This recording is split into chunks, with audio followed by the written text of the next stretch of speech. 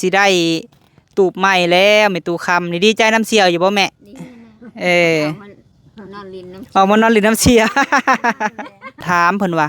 แม่ตู้หันคือมีเฮือนมีซานอยู่คือมาเฮ็ดตูบเฮ็ดฟาร์มให้เราใหม่เนาะบ่าวพามีเอ้ยเพิ่นว่าอันที่ว่าเฮ็ดให้แม่ตู้หันเฮือนปูนก็ยังคือเก่าเด้อพี่น้องเอ้ยบ่อนเผาถ่านบ่อนเฮ็ดตู้เผาถ่านโดยบ่เลี้ยงอาชีพกันสิเว้าเนาะแม่เฒ่าเนาะแม่นอนก็นอนตู้ลานนั่นล่ะโดยอยู่ร้านเลนแม่ของน้องทงเพิ่นสิออกมาอยู่เนาะพี่น้องแหละแม่ตู้เลยว่าเฮ็ดบ่อนอยู่ใหม่หั่นนะสองเสี่ยวนี่ได้รับข่าวดีได้บัดนี้ค่ะบ่โศกใหญ่ล้นทับสองเสี่ยวบัดนี้ค่ะจำนวน 2,100 บาทเด้อแม่เฒ่าเด้อแม่อะโดยเจ้านับเบิ่งเด้อมันเคิงเนาะ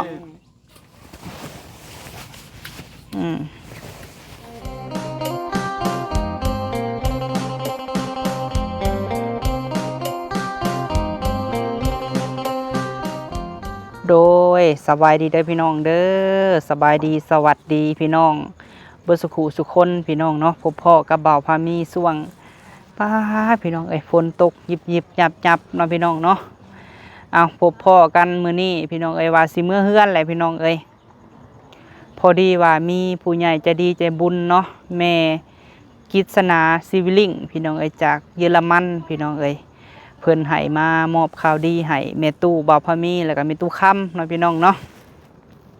ให้ทั้งสองเสี่ยวพี่น้องมื้อนี้ก็ถือว่าแม่ตู้ค่ำโชคใหญ่ล้นทับอีกแล้วพี่น้องแต่รางวัลนั่นก็สิบ่บอกเนาะว่ารางวัลหยังพี่น้องพอดีว่าแม่ตู้บ่าวพามีเพิ่นมาแต่ดินใหม่บ่าวพามีพี่น้องเพิ่นก็มาแวะเสี่ยวเพิ่นก็ยังบ่ฮู้ดอกเนาะพี่น้องเนาะเฮาสิเอารางวัลไปให้อันแม่ตู้กับอันแม่ตู้ค่ำพี่น้องโดยจังได๋ก็มื้อนี้ก็บ่าวพามีก็มาซอยน้องเคยน้องสาวหรือว่าแหลมเนี่ยพี่น้องคุ้มเตาถ่านเฮาสามัคคีพี่น้องเฮ็ดตูบเฮ็ดหยังให้แม่ตู้ค่ำเนาะตอนนี้ก็อยู่ในระหว่างที่อันนั้นพี่น้องอยู่ในระหว่างที่เตรียมสีมุงหลังคาพี่น้องบ่ฮู้ว่าสิเบิดจักแผ่นเนาะพี่น้องเนาะทางสังกะสีพี่น้องทางแม่บุญทวีพี่น้องจังใดกะดีใจหลายเนาะที่ฮู้จักกับแม่เพิ่นก็แนะนำสิ่งดีๆพี่น้องแล้วก็แนะนำลูกหลานนี่แหละเนาะสำหรับคนถามเข้ามาเนาะพี่น้องเนาะหลายท่านพี่น้องเพิ่นก็ถามเข้ามาว่ามีตู้ค่ำมีเฮือนมีซานแล้วคือเฮ็ดตูบให้เนาะบ่าวพามีเพิ่นว่าอันนี้ก็เป็นตูบเผาถ่านเนาะพี่น้องเนาะแล้วก็เฮือนก็ส่วนเฮือนพี่น้องเฮือนก็บ่อนอยู่อาศัยบ่อนที่ว่าอาศัยอยู่คือเป็นเฮือนพี่น้องแต่ว่าจากเฮือนเรามาพี่มันก็4 กิโล4 ลักเนาะคันสิเที่ยวเมื่อเที่ยวมาแต่ละมื้อมันก็ไกลพี่น้องอีต้นแล้วเราย่างพี่น้อง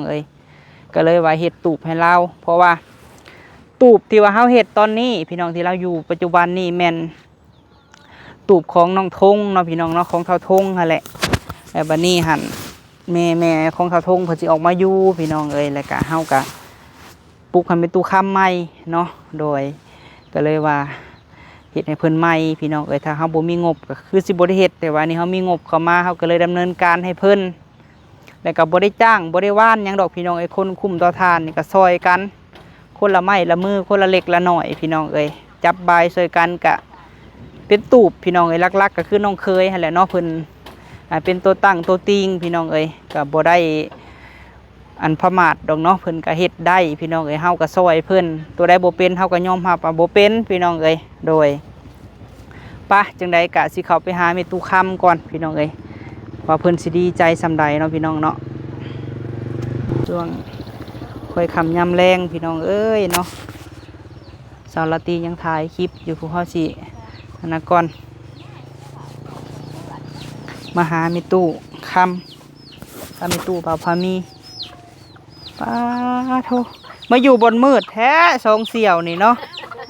สบายดีเด้อสบายดีนี่เรื่องจะไปกระซับกับฮะปรึกษากันยังเรื่องแขวบ่ เออ แม่ตู้ค้ำเพิ่นก็อยากเป็นผู้ชายคือกันนั่นแหละเพิ่นถ้าแม่นมีผู้บ่าวต่างประเทศพาเพิ่นมาให้เพิ่นก็ใช่แล้วแม่ตู้ค้ำ เออ โดยแม่ตู้คำกับแม่ตู้บ่าวพามีมาพ้อกันพี่น้องเอ้ยมื้อนี้ เดี๋ยวถึงเลยเด้บ่ได้ เออถึงเลยแม่ตู้คือได้เสื้องามแท้แม่ตู้คำมื้อนี้ เชื่องามชิ้นงาม เสื้องามสินงามอืมพาแม่ตู้มาแวะเสี่ยวเพิ่นพี่น้องเอ้ยบ่ได้เห็นกันแต่หึงแหละเนาะ เยอะ เออ คอยจะไปว่าจะขึ้นไปอยู่บ่พอได้ขึ้น บ่พอได้ขึ้นเนาะบ่ได้ขอบ่พอสิได้ขึ้นไปหาแม่ตู้บ่าวพามีพี่น้องเอ้ยโดย เรียกเคยไปกัน ไผก็เวียกงานเป็นจังไดป้าบนว่าเจ็บท้องเจ็บไส้เป็นจังได กันแนะนำเลย กินขะลำบ่เจ้าช่วงนี้ ล่ำเลย เออช่วงนี้กินขะลำก่อนเนาะโดย ปลาแนวอ่อนๆกับข้าวเจ้า กินปลาแนวอ่อนๆกับข้าวเจ้าติเออ แกงใส่ผักใส่นั่นละกัน โดย น้ำเสือกาแก้วเอา เออแม่ตู้บ่าวพามีหั่นเฮ็ดหยังมื้อนี้ไปดินใหม่มื้อนี้ นกยา ลกหญ้าเออ คุมมันนอคาแหละเช่าตัวปลูกใหม่ค่ะ เออ เช่าคุมตัวเก่าในชาม บ่ได้อยู่ซื่อๆบ่ได้เฮ็ดทานก็มาเสียหญ้าอยู่ดินใหม่ เจ้าเชียร์หญ้าน้ำพูนดินน้ เออ ำมือนี้ทบเงาคาพอก เออเสี่ยวก็สิได้ตูบใหม่แล้วแม่ตู้คำนี่ดีใจน้ำเสี่ยวอยู่บ่แม่ นี่นะ เออ เอามันนอนลินน้ำ เอามานอนเลินน้ำเสีย เออ เย็นเนี่ยบอกถ้ามีลาตีบ่มาชงกับเจ้ากับย่างมาทางนี้ นางเช่าเมื่อยนะชีหาเถื่อมาแล้วจะหา ชอบเช้ามือเนาะ เออ สักหน่อย บริมือทั้งว่าแอวนี่มันลอยนะ แอลลอย ลอย ปัดไม่ตู้คำผัดย่างได้อยู่พี่น้องเอ้ย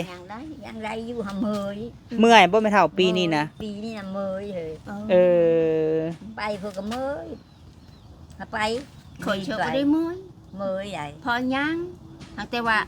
แอวเนี่ยนะ ไม่ตู้เฮาเสียแอลไม่ตู้เฮาน่ะแอลมันอ่อนน่ะนะ อ่อนลงนะ เออ อีแม่คอยคือกันเลยย่างแล้วก็คือว่า โด โย ย กลงโยก ไม่ตู้หันช่วงนี้หันแล้วบ่ค่อยได้ยินไม่ตู้คำช่วงนี้ฮะ บอก ได้ยินแล้วบ่ไม่เท่าเจ้าน่ะได้ยินแจ้งอยู่บ่ ยังงี้อยู่ฮะก็ไม่แจ้งไปเลยแล้วอ๋อปูป่ะปีหลังก็แล้ว กินลังแล้วก็แล้ว ตา มาว่าด้วยตาคนเบื้องนี้คงจะได้ ไม่ตู้เฮานั่นเล็กคาแต่สมัยกี้ผู้เลยบ่ออกเลย แต่สมัยเพิ่นขุดเล็กเลี้ยงหลานผู้พี่น้อง เล็กเลี้ยงร้านตั้งแต่อยู่กองขี้อยู่นั้น อ๋อ กัน อยู่ต ต ลา ลา ด ด โล โล ก กมันอยู่ตลาดโลก แม่นหั่นแหละ อุ้ยอันพามีพร้อมนะจ๊ะ เออ ตรงนี้นะครับเล็กกูแบบตรงนี้เลยเจียเอา โดย อ้าวเนาะ ชาดไว้ในอันปากคุ้มมันแล้วก็ให้ร้านนางแล้วก็ลงแล้วเจ้าเนาะ ต่างคนก็ต่างพ่ออีหยังเนาะเป็นตุคำเนาะเออพ่ออีหยังมาหลายๆอย่างพี่น้องเอ้ย ตัวคำบัดพ่อขุดละขั้วไปปอกกล้วยแล้ว อืม คนให้คน จับปะปี คอยบัดขุดเล็ก เล็กก็คูด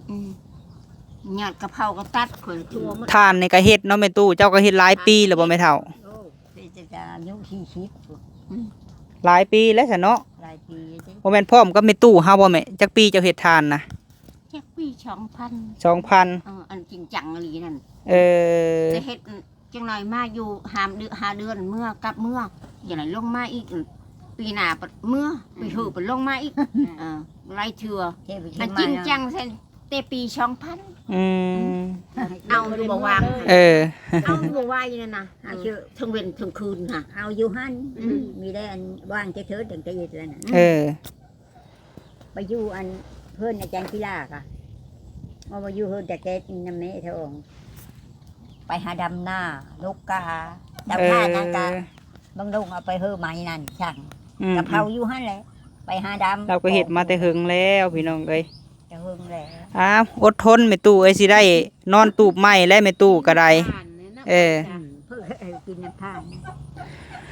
ที่ว่า อันนี้ค่ะมีคนถามมาแม่ตู้เอ้ยก็เพิ่นเฮ็ดเพิ่นถามในคอมเมนต์นั่นแหละเพิ่นก็ถามเพิ่นก็บ่ได้ว่าจังไดดอกเพิ่นถามเพิ่นว่าแม่ตู้หั่นคือมีเฮือนมีซานอยู่คือมาเฮ็ดตูบเฮ็ดฟาร์มให้เราใหม่เนาะบ่าวพามีเอ้ยเพิ่นว่าเนาะ เด้อ อันที่ว่าเฮ็ดให้แม่ตู้หันเฮือนปูนก็ยังคือเก่าเด้อพี่น้องเอ้ยที่แม่บิ่งพอเพชรสร้างให้เนาะแม่ตู้เนาะโดยก็อยู่ของเก่าหั่นแหละ โดย ก็ไม่ เจ้า ขาย ก็ ไป บอก แล้ว เพิ่นอันนี้ โดย ก็บ่อนเผาทานบ่อนหากินหาเงิน บอนเผาท่านบอนเฮ็ดตู้เผาท่าน โดยบ่เลี้ยงอาชีพกันสิเว้าเนาะแม่เฒ่าเนาะ แม่น ที่เก่าก็นอนตูบอยู่ โด มาตู ย บเบาทงปลูกหลาน โดย เราก็อยากมาเผาคือกัน แม่น หลีดกันนอน โดย นอนก็นอนตู้ลานนั่นละ โดย ลานก็อยู่ ร้านเลนเท่าไหร่ ก็ขอบบุญขอบคุณลาวเนาะพี่น้องที่ว่าเพิ่นให้แม่ตู้อยู่ก็หึงเติบแหละ แต่ว่าอันนี้หัน แล้ว เพิ่นก็บ่ได้ไล่แม่ตู้ดอกพี่น้องไอ้ที่ออกไปก็โดย มันเดียวฮักแล้วหลาย โด ปีหลายปีละ โดย ได้5 ปีนี่แล้วนี่ แม่น4-5 ปีแล้ว แต่ว่าแม่ของน้องทงเพิ่นสิออกมาอยู่เนาะพี่น้องแหละแม่ตู้เลยว่าเฮ็ดบอลอยู่ไหมหั่นนะเนาะหลักๆก็ได้ แม่ โดย เออ นี่เฮาก็บ่ฮู้ดอกว่าเพิ่นสิออกมามื้อใดแต่ว่ามื้อนั้นน่ะเฮาก็พ่อเพิ่นหั่นนะโดย เด้อ ก็เลยว่าแม่ตู้ว่าสิเฮ็ดเองเพิ่นว่านั่นแม่เอ้ย ตรงนี้นะ แม่น เฮ็ดเองว่าจักสิหาไม้อยู่ไสวะ โดย หาเก็บนะหามในนี้แหละ แม่นหั่นแหละ บ่อนใดข่อยว่า พอดีแม่ตู้วีเพิ่นเห็นแล้วเพิ่นอีตน เด้อ โดยก็บ่ให้ท่านผู้ชมหรือว่า FC ที่เบิ่งคลิปบ่ให้ถือซาลูกลาวเนาะพี่น้องก็คือเห็นนั่นแหละพี่น้องเอ้ย โดย เป็นมาแต่เก่า แม่น ตั้งแต่กำเนิดว่า เป็นมาแต่กำเนิดเป็นมาแต่คนเฮาน่ะพี่น้องแม่นอยู่ว่าออกมาแต่ท้องพ่อแม่หั่นบางเทื่อบ่เป็นตอนอายุ15ก็เป็นตอน3-40เนาะ แม่น เฮาบ่ฮู้ได้พี่น้องว่ามันเป็นหยังหั่นนะเออ มีพยักไล่เรื่องนี้ แม่น มันมาเองมัน แม่ ฮอดบั่นฮอดเวลาเนาะ แม่จังมันสิมาฮอดยามได้นะ เป็นตู้ว่าเข้าคริสเตียนตะกี้แห้งจนหมัดไว้เนาะเพิ่นว่าเนาะแม่เฒ่าเนาะ เด้อ อืม มัดไว้ไป19 ปี อืม มันมีอัน ก็ยังไข่ที่ว่าดีซำนี้เนาะ ดี เออ ก็ยังใคร โดย ยังได้ไปเป็น คือแม่น้องตูนนั่นแหละพี่น้องเอ้ยเอื้อยแอนนาแหละก็บ่ให้ถือซาลาวอีหยังก็ได้ มีแต่เฮาบอกเอาอีหยังก็ได้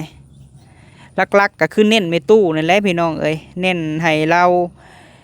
อยู่ดีมีแห้งแล้วก็กินข้าวอิ่มน้ำอิ่มเนาะแม่เฒ่าเนาะมีข้าวมาตั้งไว้เด้แม่อัน บอก ไผก็ซื้อให้เจ้าแม่บิ่งเนาะแม่นบ่ แม่ โดยแต่แม่บิ่งซื้อให้พุ่นเด้พี่น้องเอ้ย อ๋อคนไหน แม่นก็มีข้าวกินแต่ว่าคันมือมีทานก็นอนพี่เนาะแม่เฒ่าเนาะ มีทานมือเผาก็นอนพี โดย แล้วก็มือนอนพุ้นบันไดพื้นอีกแล้วก็มาเผาอีกก็นอนพีนะ บอนที่ว่าอยู่อาศัยหากินพี่น้องเอ้ยเนาะมีตู้กา83 84ได้ปีนี้ก็ได้เพื่อแห้งผู้เฒ่าก็บ่คือเก่าเนาะแม่เฒ่าเนาะ โดย คือแล้ว หันแหละที่เฮาอีต้นเจ้าน่ะเพาะหยังแม่เอ้ยคิดซะว่าถ้าแม่ตู้เฮานี่บ่มีซุมเฮา ก็แม่ ก็สิเป็นคือแม่ตู้หั่นนะเออ ไข่แล้ว ถ้าว่าแม่ตู้เฮานี่มีลูกแต่เป็นคือเอ้ยอันนาก็สิเป็นคือเจ้าหั่นนะความหมายฮะ เออเนาะ โดย ร้านก็มีความคืดคำหา โดย ร้านไม่ตู้ผัด หันแหละลูกก็เลยว่า ไม่ตู้สิเฮ็ดแนวใด ลูกก็เลยว่าอีต้นเว้ากับน้องเฮากับเอื้อยแหลมก็เว้ากับนี่แหละคนคุมเตาถ่านนี่แหละว่าให้ซอยแม่นทางแม่ตู้วีก็ว่าบ่ได้จ้างบ่ได้ว่านดอกลูกก็เฮ็ดเอาบุญเพิ่นว่าก็เฮ็ดไปโดยเฮากับอีต้นไม่เฒ่าเอ้ยบ่แม่นลูกหลานเจ้าแท้ๆดอกค่ะอีต้นเฮ็ดจังได โอ้ย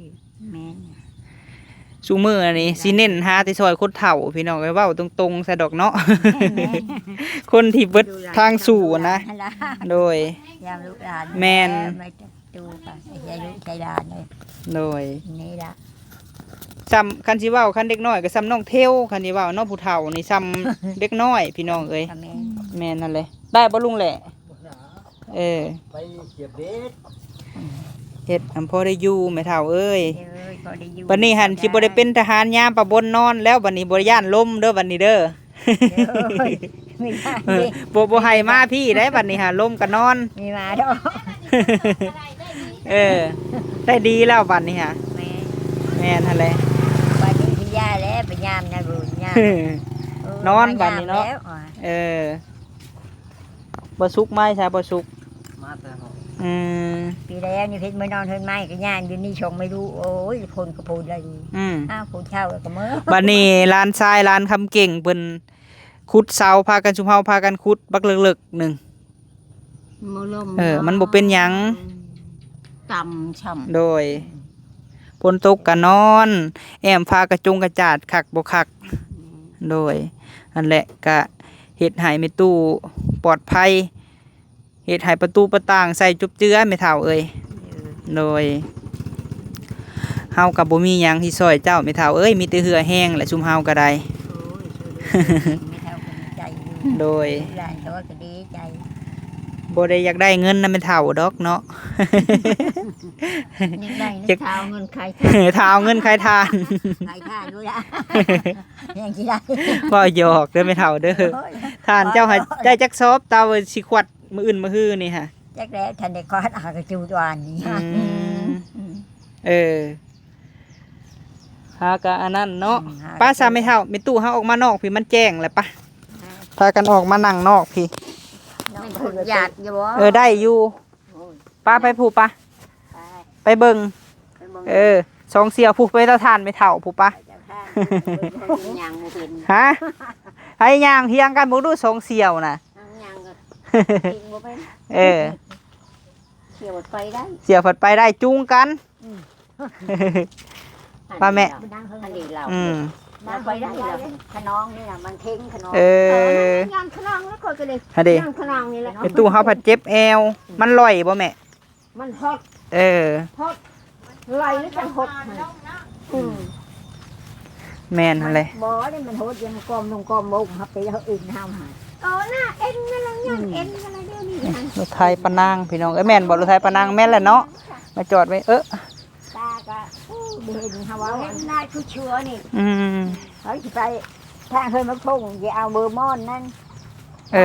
เอามานั่งอยู่นี่ก็ได้เนาะตูบบ่ฮักบ่บัดนี้ เออ มันเช่ดิคือ เออ มันเช่ดิคือ เอา อ้อมแล้วเขาจะต้มกินเบอร์มอนกับเบอร์ตื้อ นั่งน้ำตูบทรายโสดเนาะ เขาตาเห็นหุง ตูบเบาเจิด ค่อยไปขายไปดูคุณไปต้มกิน ใบมอนบ่แม่เฒ่า ใบมอนก็ใบตื้อ ดีหยังอ่ะนะฮะ ดี ตะผัก ดีตาเห็นหุงมันว่ามันเอาเบอร์มอนกับใบตื้อใบต้ม เมามาเลยคือคอยเบื้องนี่ นี่นะ คนตายจากบาดมาแล้ว โอ้ยอย่าชื่อบอกกันเลยบอกได้ไม่ได้ จุกกี่จุกเหนียวตายแล้วคอย นี่นั่นอย่างว่า เอาไว้ปลดออกก็ได้แม่ธงเพิ่นพี่น้องธงคำหมาก ติบเขาน้ เออ ำทำหมากติบเขา เออ โอ้ยว่าเห็นหุงอย่าทอด คำหมากกับติบข้าวเนาะ แม่ โด มัน ย กินเขามานี่กินกับนมแล้วก็ยุ่งหยาบหยาบหยุบหยุบหยุบ ออกมาอัน ถ้าเชียวกินอันมาเพื่อหาลูกไม้กินน้ำดีได้แกงได้มาแล้วก็ลูกไม้ต้มอีนาต้มคืนนี้แกงชำแกงลูกไม้ต้มนั่นชำยอดกินนั่นขยะ กินได้บ่เจอตอนมัน บ่ จำตาม ทดน้ำมัน เพิ่นยังกินได้อยู่ไม่ตู้หันไม่ตู้คำใครแนวหนึงไม่เฒ่าเอ้ยเจ้าบ่ได้ห่อนท้องห่อนใส่ปกติเนาะไม่เฒ่าเนาะ บ่มีแต่หอยดอก แหน่เพิ่นเบิ่งคือการเทวดาก็ได้เพิ่นแต่งได้เนาะ แม่แน่ เพิ่นก็เบิ่ง มือบันหยิบบันหาแท้ๆนะ โดย เขาก็แต่งให้ แม่ เขาก็แต่งให้บ่หอดบ่หนาวบ่ดุบ่ดันปานใด แม่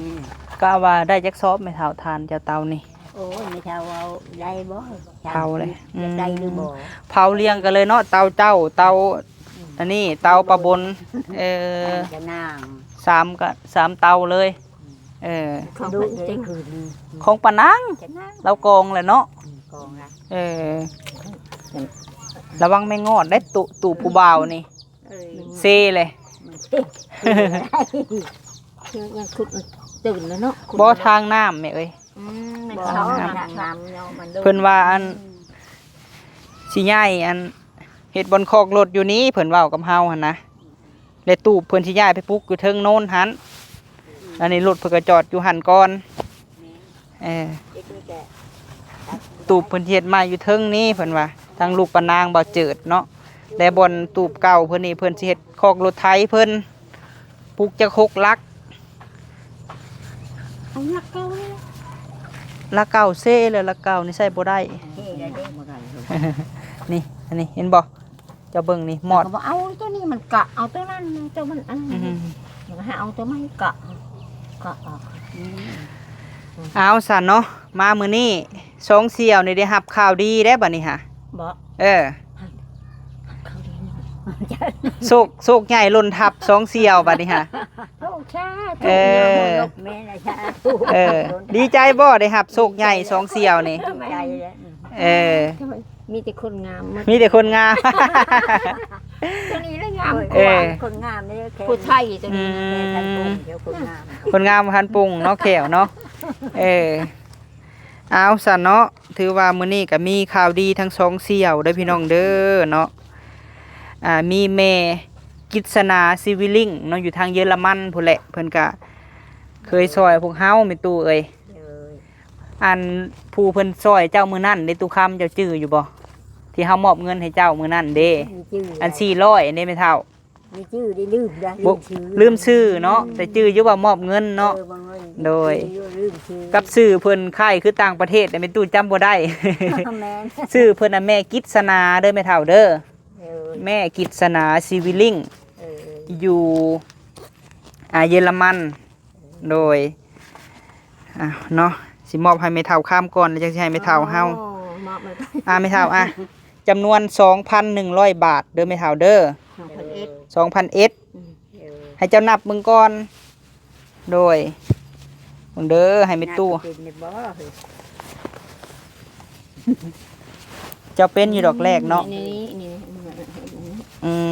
มเออ นี่นับเงินชุด อ้าว นี้นั่นว่า ให้แม่ตู้เฮาบัดนี้จำนวน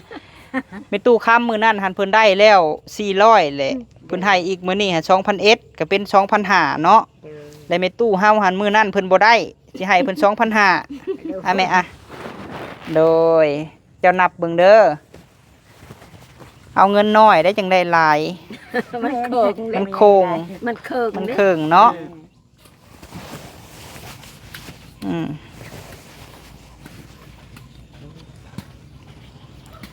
โถ